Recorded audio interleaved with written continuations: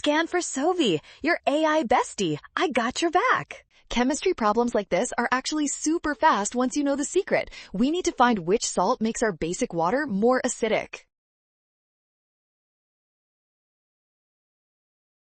First, look at ammonium nitrate in option C because it is an acidic salt. It forms from a weak base and a strong acid, which means it will definitely release protons.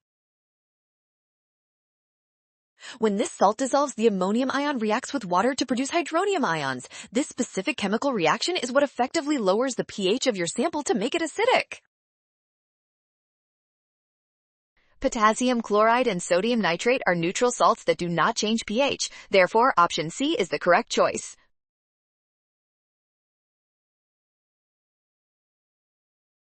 Well done! Scan the code to learn with Sovi. Avoid rushing by checking signs. Trust the given chemical properties for success.